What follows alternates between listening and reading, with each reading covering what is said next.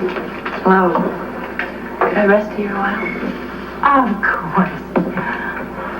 Are you that tired this early in the day? Oh, I started the day out tired. Oh. Well, I have to tell you, you did look a little uncomfortable this morning when I came in. Oh, boy, you said it. I don't know what I'm going to do with this situation. It's lousy. I am walking on eggshells constantly. Helen is asking me why I'm so tense. I can't keep making excuses. And Tracy is just making matters worse. I'm sure she is. You know, I think that woman really loves to stir things up. She thrives on trouble. After you left, she made a remark. I tried to counteract it, but I don't think I was too successful. What remark? About your being embarrassed in front of Alan and something about your being so anxious to run and see Rick. She's been watching me like a hawk lately. I mean, she's got to make a comment on every mood I'm in. It's driving me crazy. Along with everything else I am trying to cope with. I know it's a very difficult time for you, but I'm sure I could just tell Helen the truth and not lose him. But he's still jealous of Rick. No matter how hard he denies it, he'd never believe that nothing happened that night. All he wonder is why I didn't tell him earlier. If nothing really did happen. I'm afraid you're right about that. Oh, Jeff, look, I just came from Rick's office. Well, would you like to sit down first, or do you want to ask me standing up? I'll sit down. Have you ever thought that I was, completely paranoid? Where did a question like that come from? Well, I just talked to Scotty, and I just got the feeling that he couldn't wait for me to leave. Well, I know that today is kind of preoccupied and apprehensive because he and Laura are going to see Rick and Leslie tonight and have that long-awaited meeting. Gail, I happen to be an expert in apprehensive behavior these days, and that wasn't it. Scotty was acting like I was a disinterested stranger. Paranoid, right? No, maybe not. Just before I left the office, Scotty asked me what time Rick left the hospital that night after the quarantine was lifted. Go on. And he asked me what time you left the hospital. Oh, why would he ask something like that? I'm really not sure. Except just before we got on that subject, he was telling me how difficult things were for Laura at home since Leslie and Rick are having such serious marital problems. And Scotty thinks I'm responsible for it. Okay, I hope you didn't say it. What time Rick and I left? Well, fortunately, Scotty gave me an out by saying I didn't have to answer his question if I didn't want to, so naturally, I didn't. Laura must know something, or Scotty never would have asked you that. The only way I can find that out is to ask Laura point blank when I see her. Monica, if you do that, I think you'll arouse even more suspicion. Gail, everything that started over again in that quarantine is never going to end. Never. Yeah, a little. Listen, I think I owe you an apology for blowing up at you earlier. Impress upon you the importance of following doctor's orders to the letter. Alan, I spent my entire Easter Sunday hearing the same thing from your mother. I promised never to go anywhere again without my nitroglycerin. Now, please. And just one more thing. No more strategy meetings with Tracy and Mitch about his upcoming campaign. I don't want to see you get yourself worked up. If you don't want to see me worked up, then stop lecturing me as if I were 12 years old. Edward. Alan and I just want you in top condition so Rick can operate this summer, and you can go back to living the healthy, full life you had before. I don't understand why Rick sent Dr. Cunningham to examine him instead of doing it himself.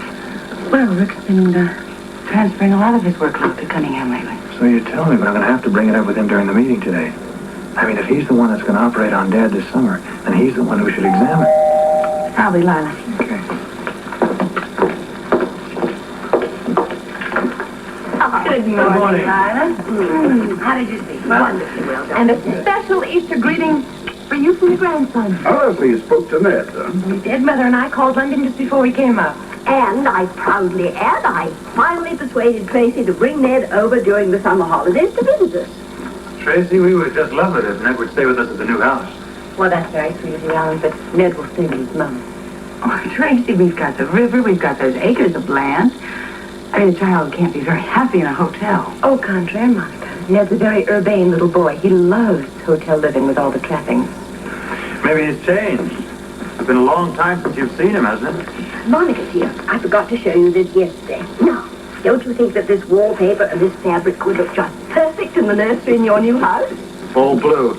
Kind of stacking the deck on your mother. But of course, dear boy. You know that I have my heart set on having a new grandson before next Christmas. Gee, Monica, that doesn't leave you much time, does it? Unless you've got a little head start that none of us knows about. Lila, I've already decided what we're going to name him. Edward Allen Quartermain.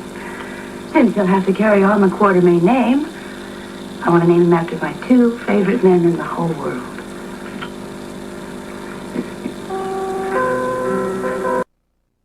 Remembered you saying something about taking Lee to the hospital for an examination.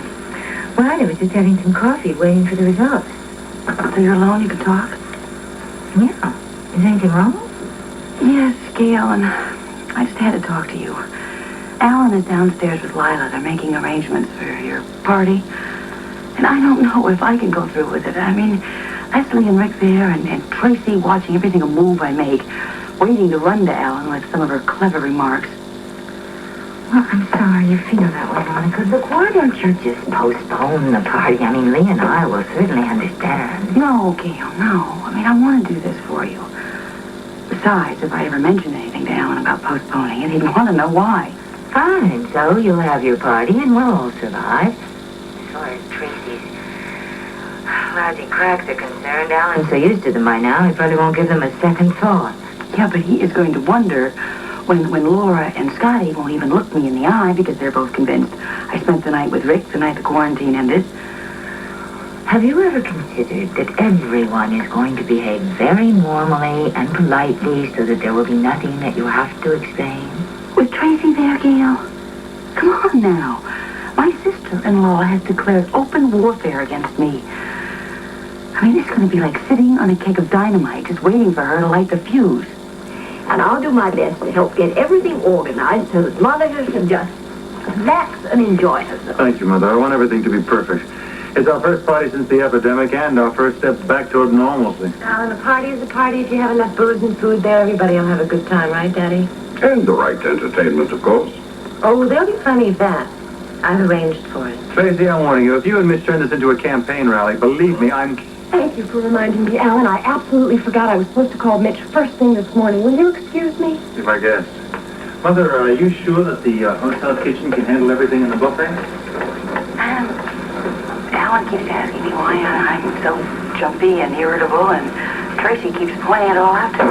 I just feel so responsible for everything that you're going through. Oh, no, don't, Gail. I mean, it isn't your fault. I just wish I had never sent Rick after you that night. Gail, wait a minute. Sounds as though someone else is on the line. Yeah. Yeah, it does sound different. See you later. Bye. It's going to be so good to have you that night. What's wrong about it, darling? I guess I just am being an over-anxious host. I just hope that being with our close friends will prove to Monica that no matter how horrendous that epidemic was, it's over and we've survived. Hi, Mitch. I'm really sorry I didn't get a hold of you this morning, but I just couldn't. Well, I'm up at Alan's, and Monica was tying up the phone talking to Gail.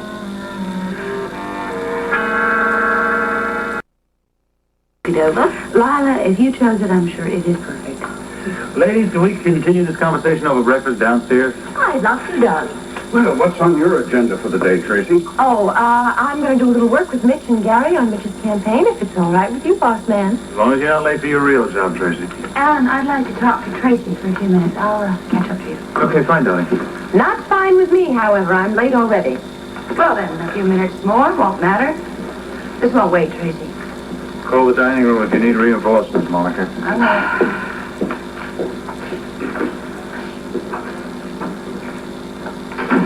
All right, Monica, let's get this show on the road. I've wasted enough time already this morning. Well, I find that hard to understand, Tracy, since you've already wasted enough of your precious time listening to other people's phone conversations.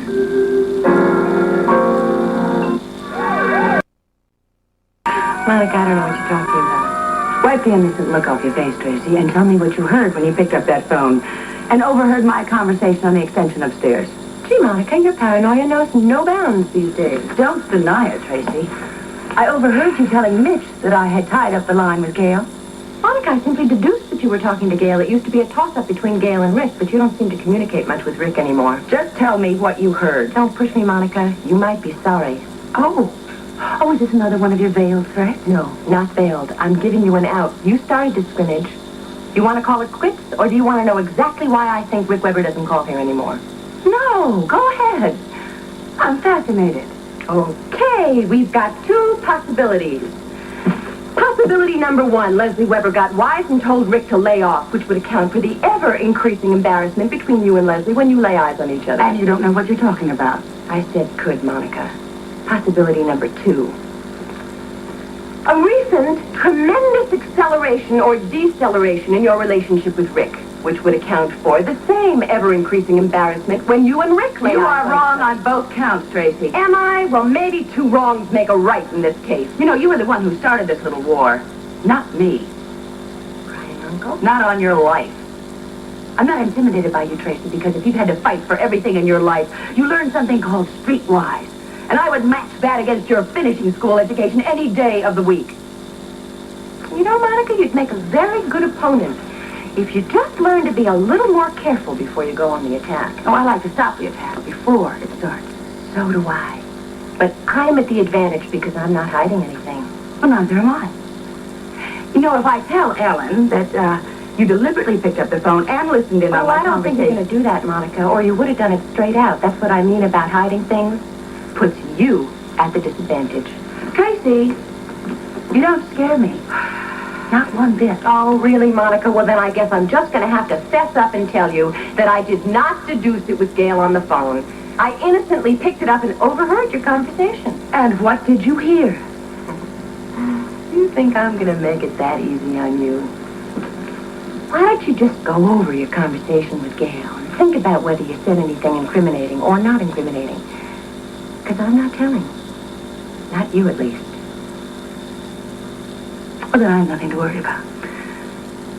Because I didn't say anything that you couldn't hear, Tracy. Ciao, Monica. Have a lovely day.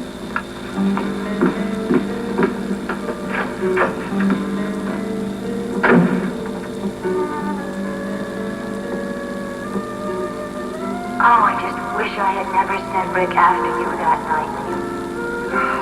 What night is she talking about?